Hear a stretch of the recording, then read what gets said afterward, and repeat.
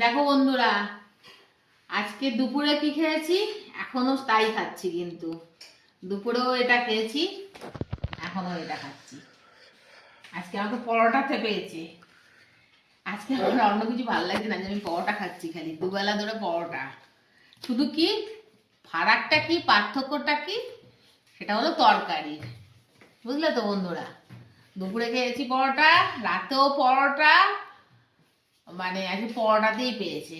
এখন ভেবেছিলাম লুচি করো না, না বাবা গ্যাস থেকে উঠেছি, লুচি মুচি করার দরকার নেই, পরোটাই খাই। আর তরকারিটার সঙ্গে কি আছে, এটা বিয়ে বাড়ির সকালের তরকারি। এই যে একদম সাদা, তবে সাদা আলু, ফুলকপি, মটরশুঁটি, ধনেপাতা, টমেটো, কাঁচা লঙ্কা দিয়ে একদম গরম গরম তরকারি। এই যে শুকনো শুকনো করেছি, আজ একটু ঝোলটা বেশি না, শুকনো শুকনো। আর সঙ্গে এই দুপুরের একটু আমার ওই আলু চচ্চড়ি, বেগুন ভাজা রয়েছে। আর রয়েছে, তবে হ্যাঁ, এখন আমি একা পরোটা খাবো না, ওরাও পরোটা খাবে। তা সবাই পরোটা। আর আর দেখো, আর একটা জিনিস স্পেশাল করেছি।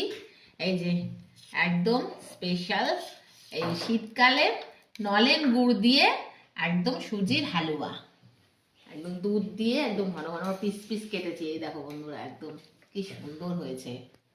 তো তো জানো তো, একটু কাজু কিশমিশ দিলে ভালো হতো, সেটা আর মনে নেই। আর সঙ্গে রয়েছে দুধ পুলি, পুলি পিঠা, পুলি মিষ্টি আর কি, একটু শেপটা গোল আর কি। দুপুরে আমি খেয়ে নিয়েছি আমারটা, আর ওদের বাবা ছেলেরটা এখন রয়েছে, খাবে।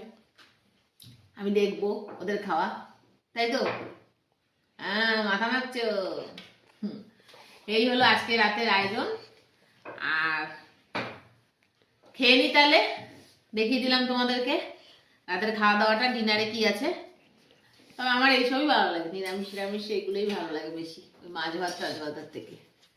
তবে আবার জানো তো বন্ধুরা, কালকে রাতে ভাত খেয়েছিলাম তো, তখন আমার মনে হচ্ছিল কি রাত্রিবেলা বেশ ওই ছোটবেলায় মা রান্না করে রাখতো শীতের দিনে কই মাছ, তারপরে শঙ্কর মাছ, শোল মাছ, সেগুলো বের ওপর দিয়ে সেই সর জমে থাকতো, সেই ওই তরকারিগুলো দিয়ে রাতে ভাত খেতে না বেশ ভালো লাগতো।